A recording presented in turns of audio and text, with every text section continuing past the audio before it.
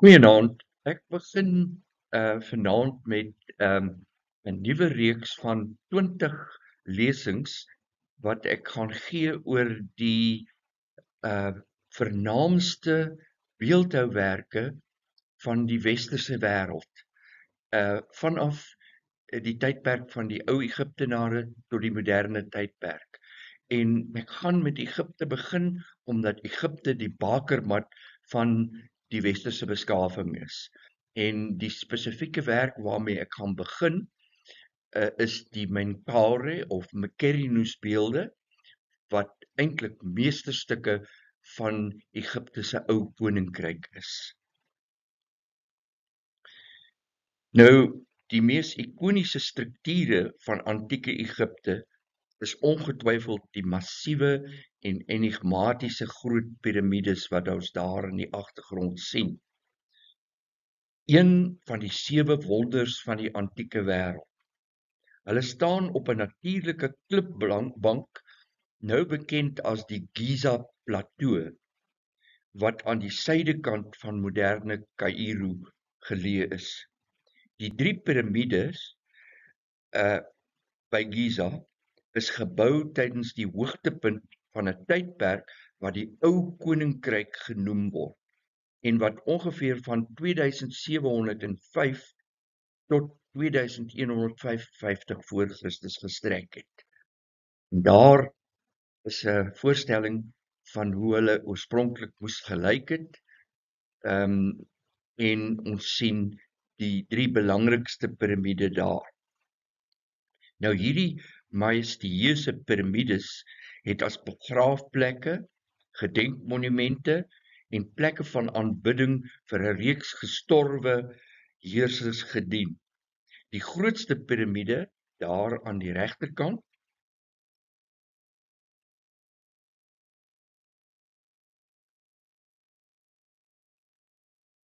is opgerig deur farao Khufu. Nou Cheops in die Grieks. Ons sien daar die enigste beeldjie wat ons het van Khufu. Hy's miniatuur, maar dis al wat hulle weet van hoe Khufu moontlik gelyk het. Nou Khufu was natuurlik Cheops in Grieks en hy was die tweede farao van die 4de dinastie van die ou koninkryk, wat van ongeveer 2589 tot 2566 voor Christus geregeer het. En dit is meer as 4500 jaar gelede.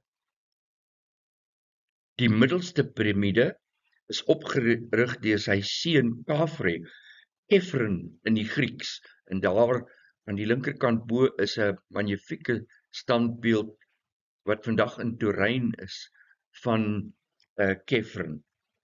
Hy was die 4de farao van die 4de dinastie van die ou koninkryk en hy het ongeveer van 2558 tot 2532 voor Christus regeer.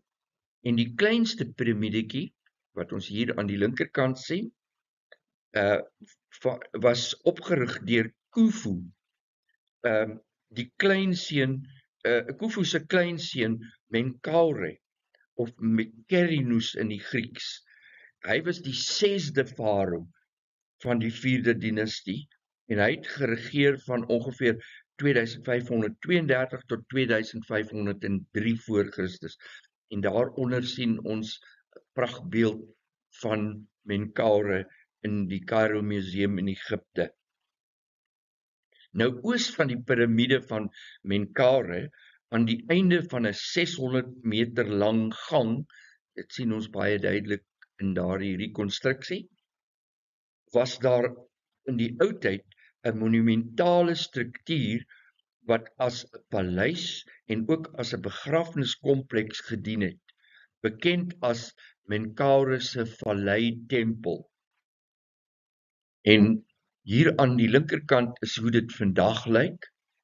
Dis maar net 'n ruïne, en aan die linkerkant daar, aan die regterkant is 'n rekonstruksie van hierdie Vallei Tempel van Menkaure met 'n grondplan bo-aan. Menkaure se piramide is in die 1830s verken deur 'n Britse avonturier, kolonel Howard Wyse. En in sy soektog na skatte het hy buskruit gebruik om 'n pad na Menkaure se begrafniskamer oop te skiet in die tempel van Menkaure. En hier is 'n interessante skildery deur 'n Engelse kunstenaar, Edward Andrews, van die ontdekking van die sarkofaag van Menkaure binne sy piramide. En daar aan die bokant van die regterkant is dan ook 'n skets van hierdie pragtige sarkofaag van Farao Menkaure. Nou die farao se uitgekerfde graniet sarkofaag is verwyder om dit na die Britse museum te stuur, maar dit het in 1838 ter see naby Malaga in Spanje verlore gegaan toe die Britse handelsskip die Beatrice, wat dit na Engeland vervoer het, vergaan het. So dit lê vandag nog daar in die Middellandse See. Alhoewel die piramidetempel by die basis van Menkaure se piramide in 'n swak toestand was, blyk dit dat die Vallei Tempel gelukkig nie deur Wyse ondersoek is nie. In 1902 het Gaston Maspero, die direkteur van die Egiptiese oudhede-diens in Kaïro, aan die Amerikaanse Egiptoloog George Andrew Reisner, en daar sien ons vir George Andrew Reisner aan die regterkant, vir ongeveer in daardie tyd. Hy was die hoof van die gesamentlike Harvard Universiteit en Boston Museum of Fine Arts ekspedisie na Egipte. En hy is toestemming gegee om opgrawings te doen in die westelike begrafplaas in Giza.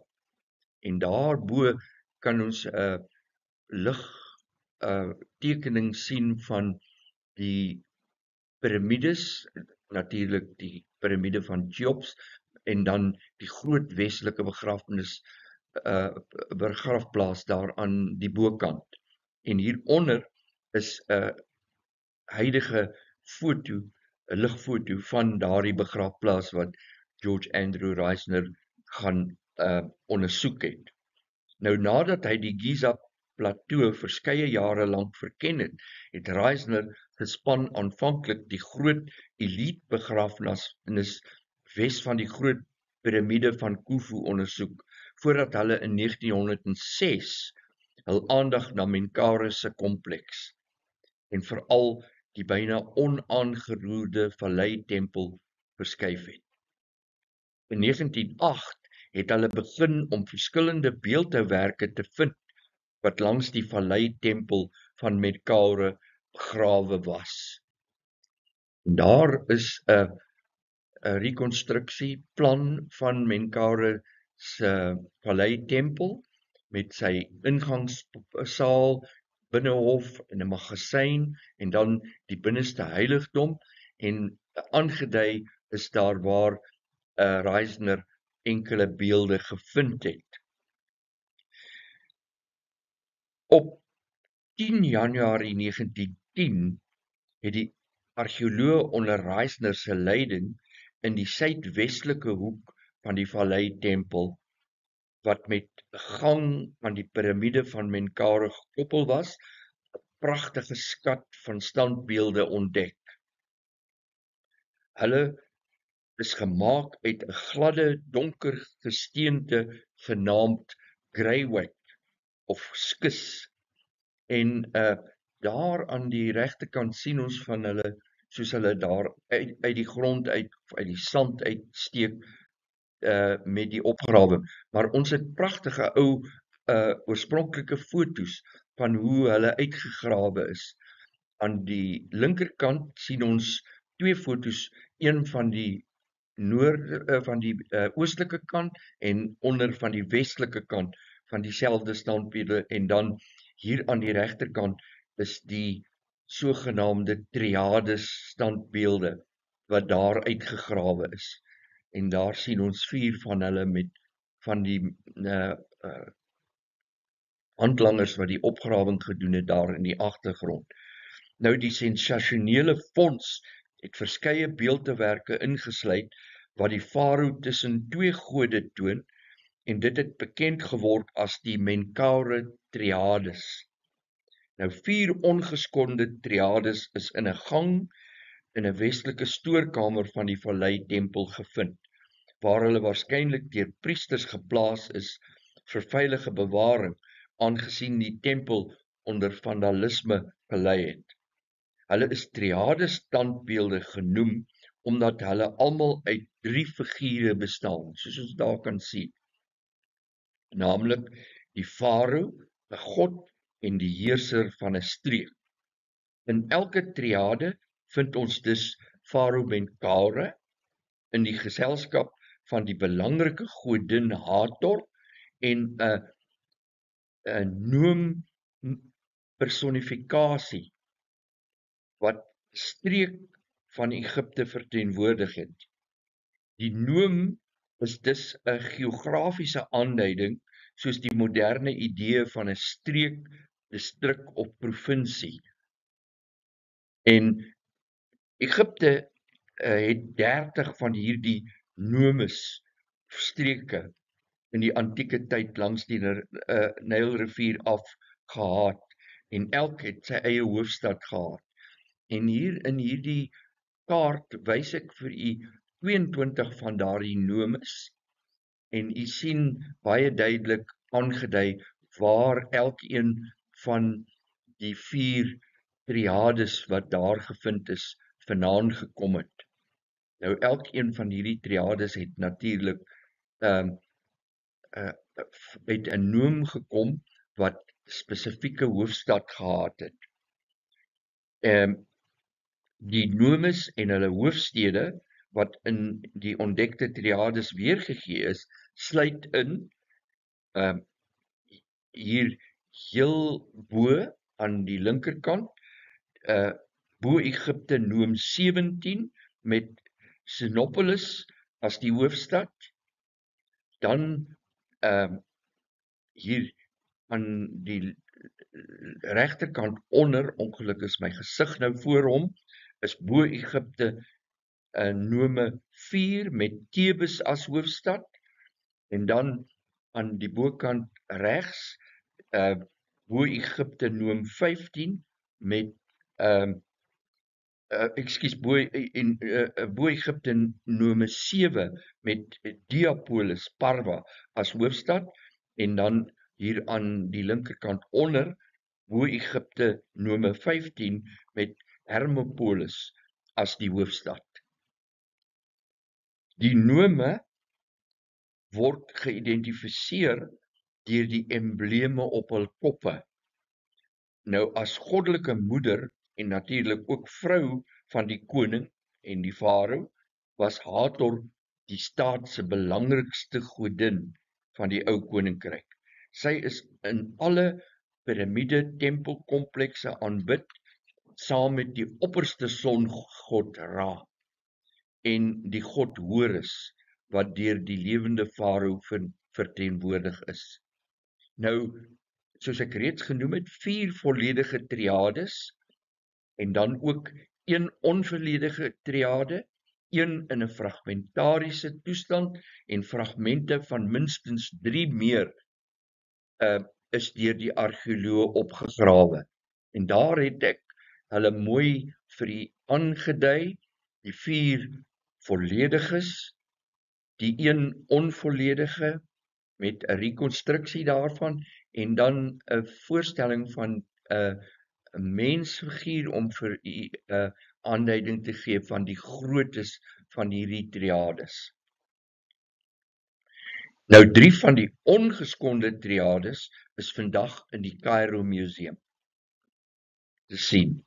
Die 4de ongeskonde een en fragmente van minstens 5, sowel as die 4de ongeskonde ene, is almal tans in die Boston Museum of Fine Arts in Amerika. Daar is onsekerheid oor die presiese betekenis van hierdie triades, alhoewel daar oor die algemeen geglo word dat legitimering van die farao die eerste sigbare tema van al die triades was. In elke triade omhels Hathor die farao, hou sy hand vas of staan sy naby hom met kenmerke wat kenmerke is van haar goddelike erkenning van die farao. Daar is ook voorheen geglo dat daar tydens Menkaure se regering 30 van hierdie groepe was, een vir elke erkende nome van ou Egipte, die ou Egiptiese ou koninkryk. Nou volgens 'n onlangse studie blyk dit egter dat daar net 10 groepe was, en dit stem ooreen met die 10 nisse in die oop binnehof van die Vallei Tempel, wat elk 'n triade bevat het, bestaande uit die standbeelde van Hathor, soos ek genoem het, die farao en die personifikasie van 'n nome van die stad waar Hathor vereer is.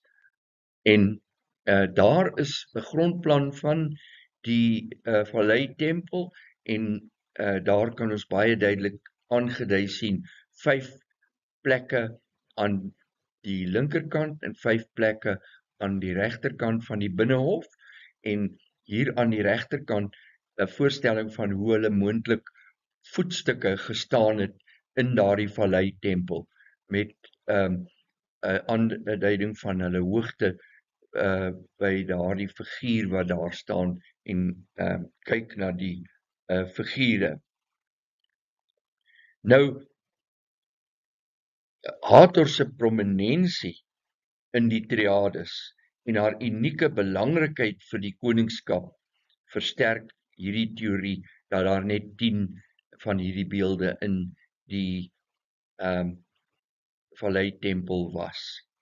Nou alhoewel my lesing hoofsaaklik sal handel oor die triade in die Cairo Museum, dit wil sê hierdie ene hier in die middel, wat 'n staande farao Menkaure tussen die godin Hathor en die personifikasie van die 17de nome wat die stad Sinopolis verteenwoordig, dink ek dit sal 'n leemte wees as ek nie kortliks die ander 4 pragtige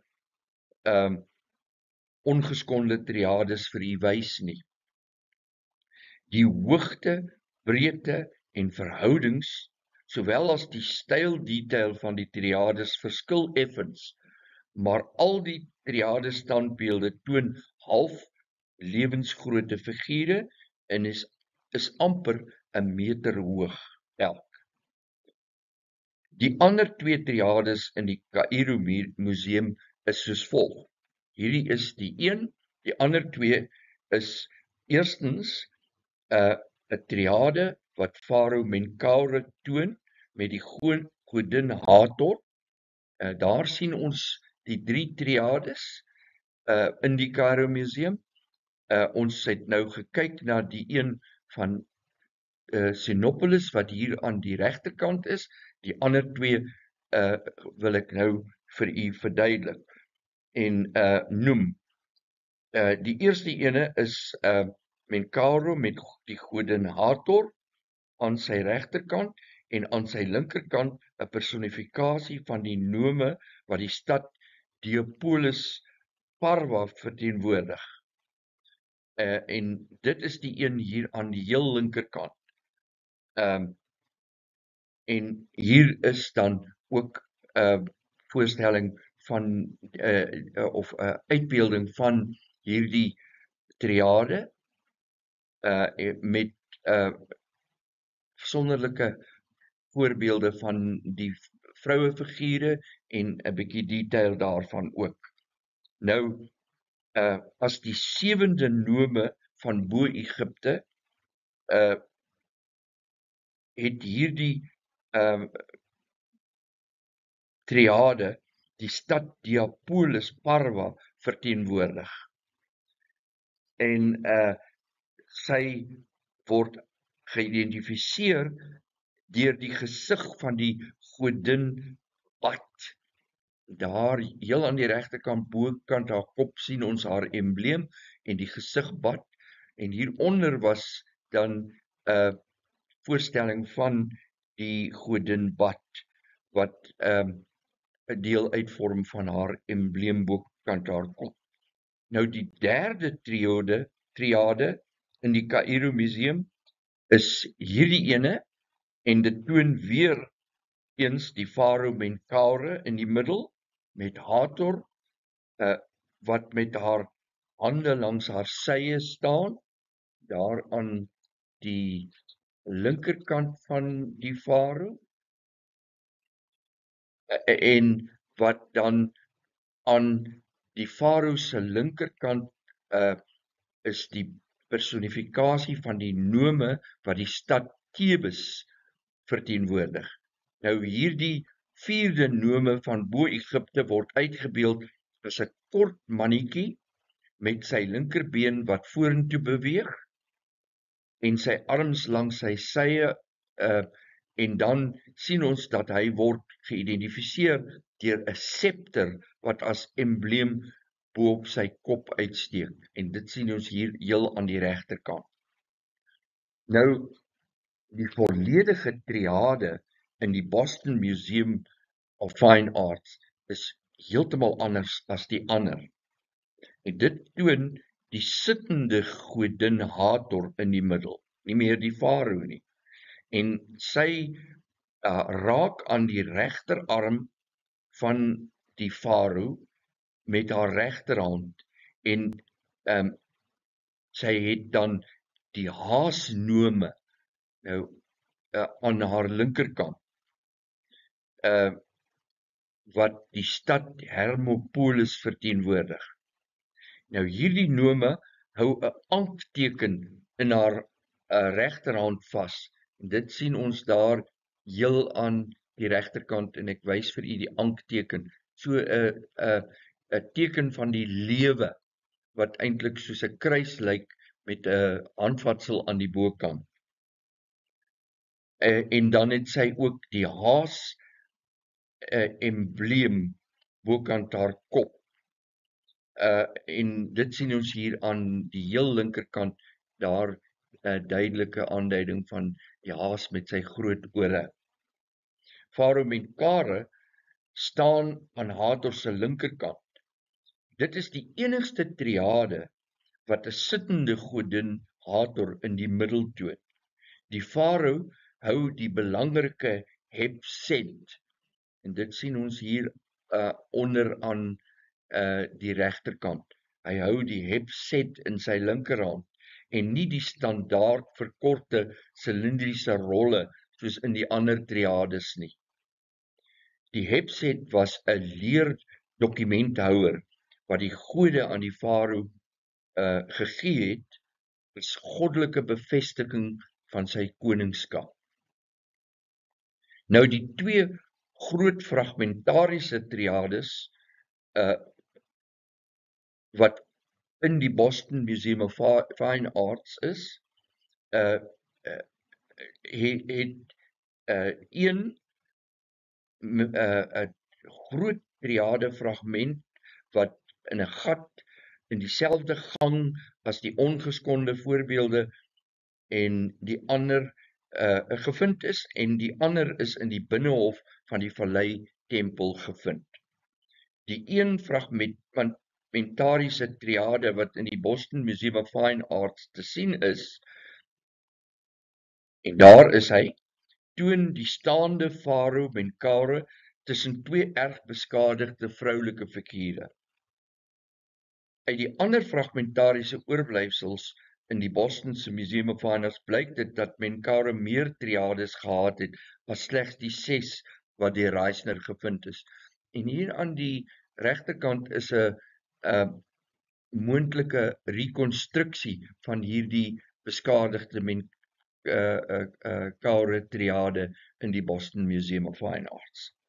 Nou, die Menkara triade in die Cairo Museum wat ek eintlik wil bespreek, word beskou as die belangrikste stuk van die hele stel standbeelde wat George Reisner in die omgewing van die Giza tempel gevind het. En dit is natuurlik hierdie ene. Hierdie beeldhouwerk het van die begin af uitgestaan weens sy realisme, weens sy uitnemendheid en ook die eenvoudige skoonheid daarvan. Eienskappe wat dit een van die mees emblematiese werke van die Cairo Museum maak uit die ou tydperk. Serene, eteriese skoonheid, onverbloemde koninklike mag en bewyse van artistieke virtuositeit is selde so goed gelyktydig vasgevang soos in hierdie asemrowende, halflewensgrootte groep figure nie. Soos reeds genoem, toon hierdie 3-persoon standbeeld Farao Menkara tussen die godin Hathor aan sy regterkant en die personifikasie van die nome van die stad Sinopolis, wat die 17de nome van Bo-Egipte was, aan sy linkerkant, soos ons daar aan die linkerkant sien. Sy word geïdentifiseer deur die embleem van die jakkalsgod Anubis op haar kop. Hierdie triade is uit skisgesteente gesny, wat een van die hardste rotse is in Egipte en baie moeilik was om te kerf. En 'n mens moet natuurlik glo dat met bronsbytels en die gereedskap wat hulle in daardie tyd gehad het, moes dit 'n fenominale werk gewees het om so 'n beeld uit te kerf. Nou, binne 'n rigiede, stilistiese en komposisionele skema oorheers die figuur van die farao duidelik die ander twee figure, beide in grootte en vanweë sy sentrale posisie ten opsigte van die waarnemer. Menkara dra die wit hetjet kroon van Bo-Egipte en het 'n vals baard. Dit sien ons duidelik hier in die middel. Hy dra die kort geplooide shendait lendedoek en hou 2 klein silindriese rolle van die wettigheid van sy heerskappy in elke hand vas.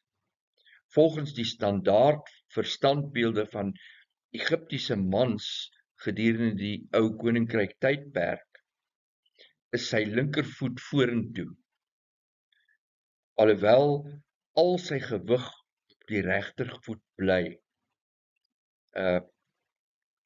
Hulle verstaan nog nie die hele idee van die verskywing van die gewig van die liggaam soos later deur die Grieke toegepas is nie. Terwyl die farao met sy bene gesprei staan, neem Hathor net 'n beskeie stap vorentoe en die nome godin hou haar voete teen mekaar asof sy aan die grond vasgeplant is. Dit sien ons duidelik hier aan die linkerkant. By Menkara se voete is die hieroglifiese inskripsie.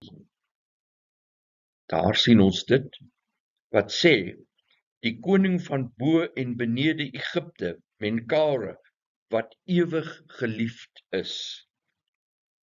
Sy breë skouers, gespanne bolyf, soos ons hier aan die regterkant sien, en gespierde arms en bene, alles geskep met fynheid en selfbeheersing, dui op 'n latente krag.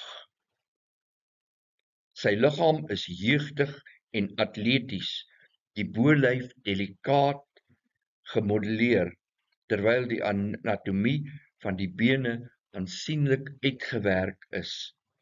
Dit is 'n tipiese hofbeeldhouwerk van die ou koninkryk tydperk, waarin die menslike aard van die farao in 'n goddelike dimensie getransfigureer word.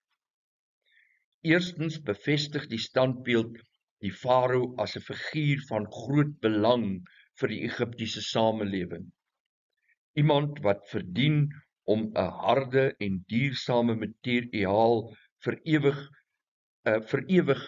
verewig te word, word hier dan so voorgestel. Hy word gesien as gelyk, indien nie superieur nie, aan die gode wat saam met hom uitgebeeld word. Daarbenewens word die farao omhels deur die godin Hathor, wat sy goddelike moeder en beskermvrou was. In alle opsigte bevestig die standbeeld die farao as 'n goddelike aangestelde verteenwoordiger in 'n polytheïstiese wêreld. In 2010 het Toby Wilkinson die belangrikheid van farao Menkaure akkuraat verduidelik in sy boek The Companion to Ancient Egypt, toe hy verklaar het dat, en ek haal hom aan, in the primordial and continuous struggle between the opposing forces of order, wat die Egiptenare Ma'at genoem het, en chaos, Isfet het hulle dit genoem. The king's defining and principal duty was not to serve merely as the head of state, but to also serve as the guardian and defender of all creation. Such a belief concerning the king's role had two practical implications. Firstly, it minimized opposition to the king's rule and the institution of kingship. Such actions would have been blasphemous and nihilistic. Secondly, the portrayal of Egypt's neighbors as forces of chaos and the king as the protector against them created a strong national identity. En dit is natuurlik waarom die koning so belangrik was en waarom hierdie beelde dan in sy vallei tempel uitgestal is. Menkaure het die triades gebruik om sy verhouding met Hathor aan te toon. Elke triade is dus 'n beklemtoning van Menkaure se verhouding met sy goddelike moeder en dat hy die geliefde van Hathor in haar prominente Memphitiese kultus was.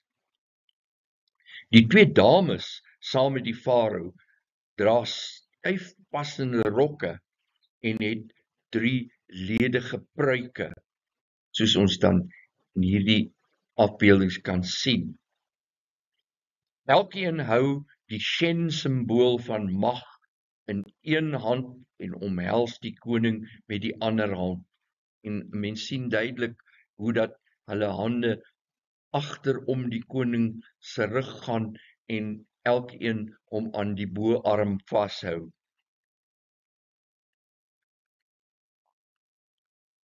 Aan Menkaure se regterkant is Hathor, die godin van die hemel, die lewe en die liefde, wat deur 'n kort hieroglifiese inskripsie by haar voete aangedui word.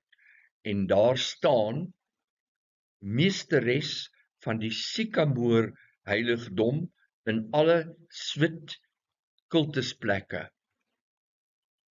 'n epitoom wat aan haar kultus in Memphis gekoppel is. Op haar kop dra sy haar kenmerkende embleem, die sonskyf wat tussen 2 koeihorings, want dit is goed bekend, sy is ook uitgebeeld in die vorm van 'n koei, aangedui word, en dit sien ons daar aan die heel linkerkant.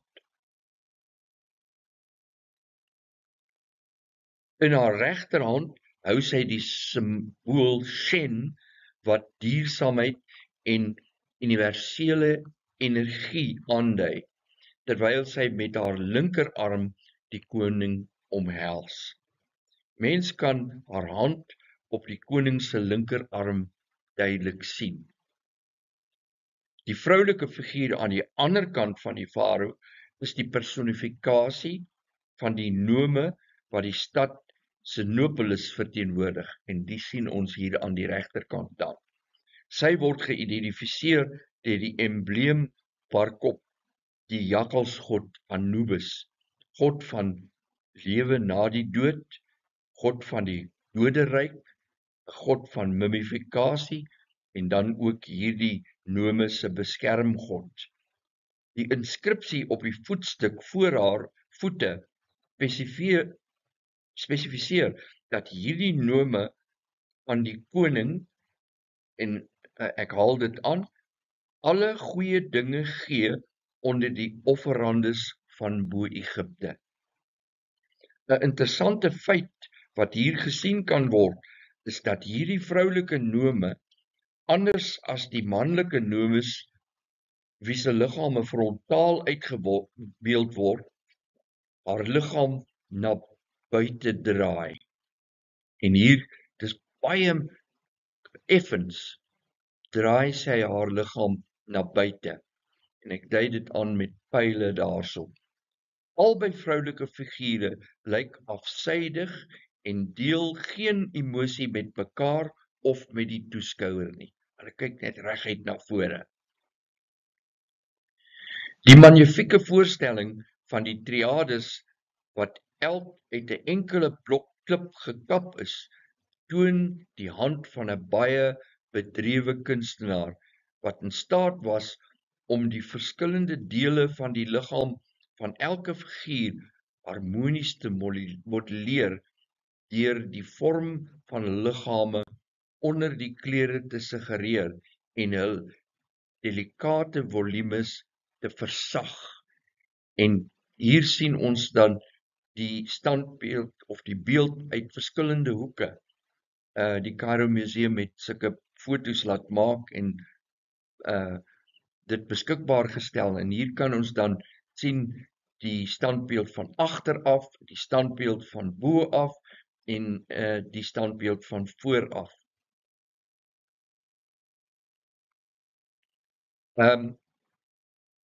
Vir die ou Egiptenare was skoonheid 'n onveranderbare waarde wat die volmaaktheid van die kosmos en die gode, insluitend die farao, weerspieël het. Dit sien ons in daar die regterkantste weergawe van die kop van Menkaure, hoe absoluut fyn dit geskep is. Die gesigte en die anatomie van die figure is met groot bedrewendheid uitgebeeld, en die standbeeld toon dat Egiptiese vakmanskap teen die 4de dinastie 'n beduidende vak van artistieke meesterlikheid bereik het. 4500 jaar gelede is hierdie figure so pragtig uitgekerf.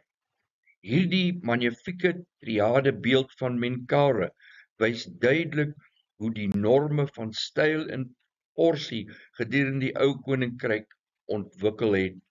En hier het ek nog 'n aantal voorbeelde van buitengewone aansigte van hierdie triade beeld. Selfs van onder af ons kan sien hoe hy hier in die middel aan die regterkant van onder af gelyk het. En dan natuurlik die pragtige weergawe aan die linkerkant van hoe die beeld eintlik in sy glorie lyk.